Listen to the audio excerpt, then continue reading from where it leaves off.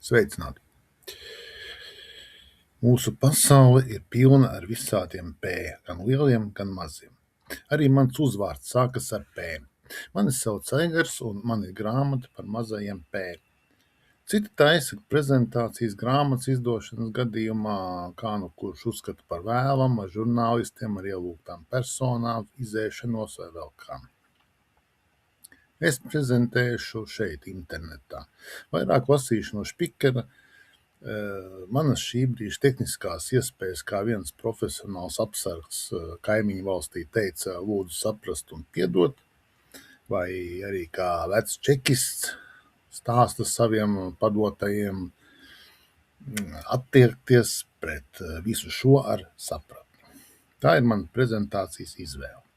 Ielūdzu visus, kuri vēlas paklausīties citu dzīves skatījumu un pieredzi. Varbūt pie reizes, ko noderīgi dzīvē izdzirdēt un pielietot. Grāmata gan vairs nav gluži svaiga, bet labāk vēlu nekā nekad. Tie, kuri bērnībā lasījuši Nikolai Nosovu bērnu grāmatu par nezinīti, varbūt atcerēsies vienu stāstu par to, kā nezinītis kļuva par gleznotāju. Viņš zīmē visu knauķu portretus, bet beigās viņam sanāca tas, ko sauc par karikatūru. Tad visiem patika citu portreti, bet nepatika savējais. Šajā grāmatā varētu būt zināmas līdzības.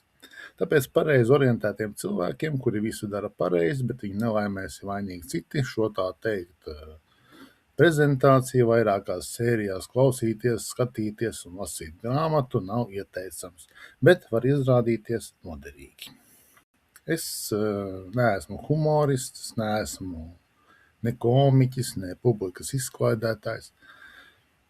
Es tikai pierakstu savus novērojumus savā personiskajā interpretācijā un nojaušu, ka neesmu vienīgais tāds pierakstītājs. Šos visus novērojumus es interpretēju savā grāmatā Mazo P ciema stāsti, kurā izdot apgāda Antava 2024. gadā. Vāka mākslinieks Vilnis Grunšteins. To var iegādāties Jāņa Rozes grāmatnīcās un grāmatnīcās Globus, kā arī apgāda Antava mājas lapā. Tā ir kārtots autortiesības un laika gaitā es jūs iepazīstināšu ar šo savu grāmatu. Tā kā varat mani uzskatīt par šī ciema veci vai mēru vai prezidentu, gubernatoru vai vienkārši pirmo puisi šajā ciemā. Bet, ja kāds vēlas uz šo manu vietu ciemā pretendēt, tad tā būs jāizcīna. Ne jau ar to, ka jums P būs lielāks, bet ar tādu sarkastisku un kādu acīs varbūt pat cinisku humoru pieskaņu par mūsdienu dzīves vērtībām. Konkurence veicina attīstību. Tā visi saka. Es mēģināju paskatīties uz ikdienišķām lietām no cita skatu punkta. Būt kā visiem tas ir garlaicīgi. Tiklīdz paiet malā no bara, tā var ieraudzīt un izdzirdēt daudz interesantu lietu, ko barā nekad neieraudzīs, jo citi stāv priekšā un vēl runā pa starpu. Grāmata sanākusi divējādi. Var pasmieties, bet var arī meklēt apslēptas domas. Tāpēc grāmatas otrajā pusē rakstīts: pirms klūpēt man krāgā, pierādiet, ka manis teiktajā nav vismaz daļa patiesības. Patiesība ir tā, ka patiesībā katram no mums ir sava patiesība, jo lietas mēs redzam katrs no savas puses, bet konflikti rodas sliktas komunikācijas un mūsu pašu egoisma rezultātā. Daudz uzskata, ka eksistē tikai viena patiesība, un tā ir mana, kuru nevar apgāzt ne ar kādiem pat acīm redzamiem pierādījumiem. Tad sākas manipulācija, kas visbiežāk ne pie kā nenoved. Es domāju, ka daudziem zinām tādi cilvēki, kuru tekstos skan: tas nekam neder, ko jūs bez manis darītu, tā neviens nedara, jūs apmāna, vajag tā darīt. Tādā garā. Reizēm gan viņiem var izrādīties patiesība. Nesen dzirdēju, ka ja cilvēks saprastu, ka citi redz lietas no citas puses, tad būtu par 90% mazāk agresijas. Izskaidrot to, kas ir stāstā domāts, var izdarīt dažos teikumos, tāpēc šeit klāt pievienošu arī savu personisko viedokli un filozofiju par attiecīgo tēmu. Jūs varēsiet rakstīt komentārus, Man ir patīkama ziņa arī tiem heiteriem saucamiem vai fakeriem. Arī par jums ir viens stāsts šajā grāmatā. Kad cilvēks nonāk pusmūžā, viņš mēdz atskatīties, kas aiz viņa ir palicis un kāds tas ir tas palikušais. Tad viņš paskatās uz priekšu, ko viņš vēl vēlas šajā dzīvē, vai turpināt to, ko darījis līdz šim, vai ko mainīt nākotnē, vai labot to, kas nav izdevies iepriekš. Varbūt ir sakrājies kas tāds, kas pašam nav vajadzīgs, tad vajag tikt no tā visa vaļā, vajag to dot citiem, vai aizvest uz tometu vai ugunskura. Es atdodu stāstus, mazliet gan izpušķots, vai labāk izskatās. Tie ir atmiņā, tos nevar sadedzināt vai izmest, vai vēl kaut kā iznīcināt. Kādam varbūt kāda epizode šitīs lasīta vai dzirdēta, vai arī sociālajos tīklos kaut kas no šī viss ir atrodams, un situācijas cilvēku dzīvē mēdz atkārtoties. Manā gadījumā tas viss saucās atbrīvošanās no tā, kas sakrājies prātā dzīves laikā. Varētu pieņemt, ka kaut kur dziļi sabiedrībā, Dieva un valdības aizmirstā vietā atrodas mazo P ciems. Vismaz man šķiet, ka mūsdienu sabiedrībā visādi tur P ir daudz. Kaut gan P ir bijuši visos laikos, tāpēc arī P ciems. Kā zināms, P ir gan vīriešiem, gan sievietēm, lielāki, mazāki, ar dažādām atšķirībām. Jā, vīrietim un sievietē ar P sākas dažādas ķermeņa daļas. Kā vīrietim patīkami sajust to, ka tavs P saskaras ar siltai satraukumu mitru sievietes P un arī stingru vīrieša P sajust savā rokā, sajust tādu kārtīgu veča rokas spiedienu savā plaukstā. Es par plaukstu runāju, nevis par to, ko iedomājaties liela daļa. Ko jūs to pornogrāfiju skatieties tik daudz? Skatās, bet neko nedara, jo demogrāfija iet uz grunti. Viss pa tukšo, šau tik garām. Piemēram, tu, rūtainā džemperī. Kāpēc uztu sašāvi? Skatās porno un tikai rausta, šautenē aizslēgu. Aizmirst, ka tīrot ieroci vispirms patronas jāizņem uz to brāru. Porno nogalina seksu patiesībā bez ieroča. Par seksu medniekiem un attiecībām arī grāmata. Labāk psiholoģiju pastudēt, sapratīsiet, kā sev pareizo partneri atrast un izveidot labas ilgas attiecības. Visādiem kūčiem šodien pilns internets un pat ļoti kompetenti daži ir. Mācieties cilvēki un būsiet vēl gudrāki kā savā laikā Ļeņins. Tie, kas ir padomu laikos dzīvojuši, tie zinās, kas ir Ļeņins. Patīk viens tāds latviskojums koučam spējraisis. Vismaz kādu laiku tāds bija, bet pavisam nesen atkārtojās, ka tur viens sevi latni sauc par spējraisi. Valodnieki tur darbojās, katru gadu nāk kādi jauni vārdi un latviskojumi. Tiklīdz parādījās tas termins, tā internetā parādījās replika, ka vislabākais spējraisis ir Viagra. Katram acīm redzot savu pieredzi. Man personīgi šķiet, ka vislabākais kouču latviskojums būtu izaugsmes treneris ar tādu reālu lielu lielu dzīves pieredzi. Taču grāmatā nav runa tik daudz par vīriešu un sieviešu P. Mazo P ciems tas var būt vienkāršo parasto ciems vai nemanāmo pelēko vai pedagoģisko, kuri mēdz visus pamācīt, kā pareizi jādzīvo. Tas var būt perfekto, pievilcīgo, pozitīvo, politkorekto, podlaižu vai pedantisko ciems vai vēl kāds cits ciems. Kāds, kurš ir patiesi noteikti teiks, ka te taču arī citi burti var būt. Protams, ka var būt. Kas tie par burtiem, kas tas tās par P, par to vēl lasītājs, kad būs izlasījušos stāstus. Personīgi mani aizskar tas vārds pozitīvi.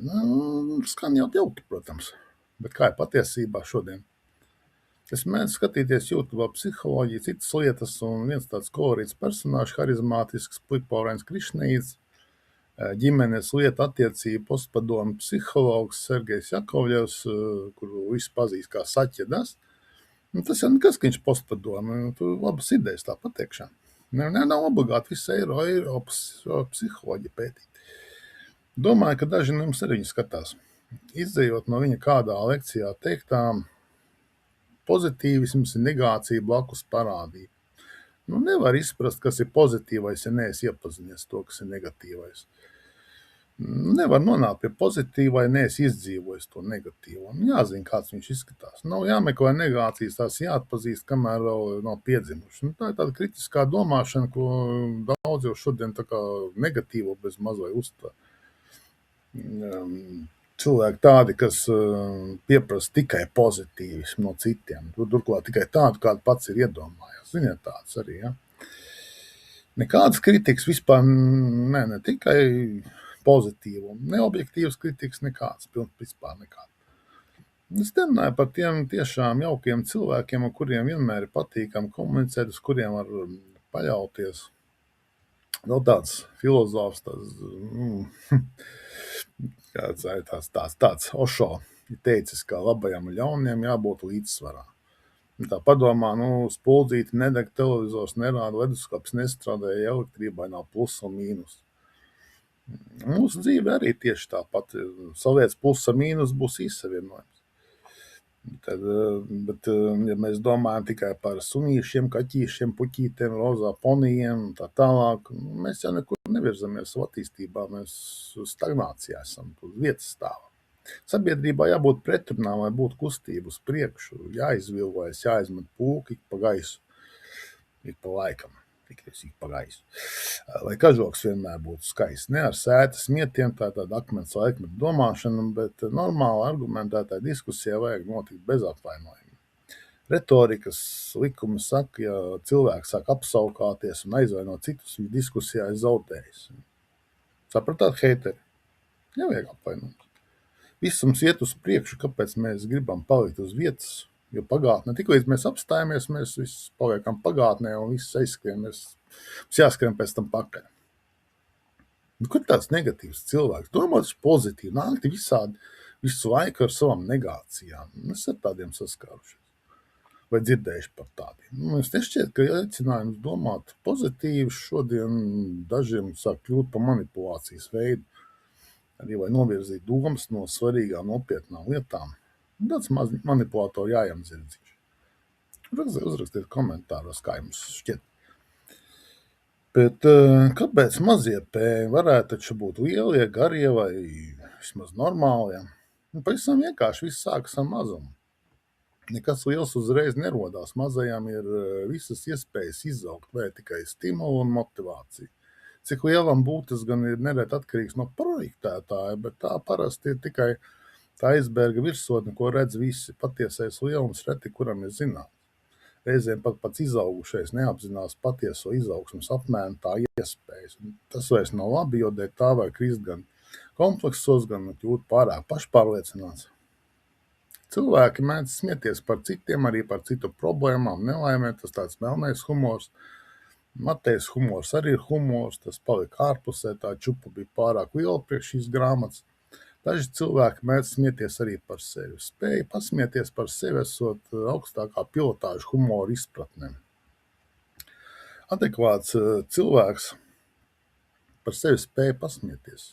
Kādi šos stāstus nosauks par feļetoniem? Jau tā būtu vismaz dažiem, bet ir arī kādi skarbāki stāsti, kur vairāk varētu aizdomāties. Tos pie feļetoniem diez vai varētu pieskaitīt. Taču visur šeit apakšā ir kaut kas reāls, kaut kur dzirdēts, redzēts, lasīts vai paša piedzīvots un salikts kopā. Kādos stāstos ir informācija no dažādiem laikiem nākusi, dažādām vietām, tas viss salikts kopā, ir stāsti, kur papildina citu stāstu, vai atklāja kā citu skatu punktu no tā cita stāsta. Pamatā stāsti tādi izklaidējoši raksturu, bet tas ir par mums pašiem, tāpēc visiem paredzēt. Labāk tos varētu izprast tie, kuri jau zina, kas ir dzīve un kādus pārbaudījumus tā uzliek. Tāpēc uz grāmatas vāka ir atzīme 16+ ar jautājumu zīmi. Jauniešiem šo stāstus saprast varētu būt grūtāk, jo viņi tik maz vēl zina no dzīves, bet tiem, kuri jau dzīvi iepazinuši, ir lieliski iespēja izlasīt starp rindiņām, kas tieši tajā stāstā ir uzrakstīts. Par to, kā mēs domājam, kā darām, kā zinām, ka varbūt tā nevajag, bet visi tā dara. Daudziem būs pazīstami personāži no pašu dzīvēm, paskaidrojam dažu stāstu sākumā ņemti no Wikipēdijas, kurā raksta visi, kuriem nav slinkums to darīt. Paši jau mēs visi nodefinējam patiesībā. vismaz vienu stāstu sev katrs varētu šeit atrast. Un ir jau cilvēki, kuri jau ir atraduši savu stāstu, jo grāmatas ir arī dāvinātas. Kādam patīk stāst par protestu taisīšanu, kādam par seksu, kādam par pašnāvniekiem. Jā, arī par tādu mums valstī smagu tēmu kā pašnāvības ir stāsts ar humoru. Bet par to tad, kad būs pienācis laiks. Grāmatā ir 3 nodaļas, 44 stāsti. Viena nodaļa ir kāda atsevišķa personāža skatījums uz dažādām lietām no malas. Tas arī ir grāmatas stāstu visbiežāk pieminētais tēls. Tāds parasts sevi ļoti mīlošs plēns, tāds harizmātisks alfa tēviņš, kuriem pudeles brālis, kurus raksturoja kā beta vīrieti. Pienāks laiks, iepazīsim tos kadrus. Ir arī stāsti, kur palika ārpusē. Kādi šķita nevisai piemēroti šai grāmatai, kādi prasījās pēc lielākas skaidrības, kādi bija pārāk vienkārši, kādām lasītāji varētu nebūt gatavi. Izsaku īpaši pateicību Andrim, Antrai, Mārai, izdevniecības Antau kolektīvam, kā arī visiem pārējiem, kuri tieši vai netieši piedalījās šo stāstu un grāmatas tapšanā. Novēlu visiem šo stāstu lasītājiem labu garastāvokli un nekad nenokļūt šādos stāstos. Vienīgi, ja nu prāts uz piedzīvojumiem nesas vai ir vēlme kļūt par kāda tāda stāsta varoni. Atgādinu, ka grāmatu Mazo pēcienu stāsti var iegādāties Jāņa Rozes grāmatnīcās un grāmatnīcās Globus, arī apgāda Antava mājas lapā. Nākamajā reizē pastāstīšu par to, kā tas viss sākās. Pagaidām paldies par uzmanību un uz tikšanos!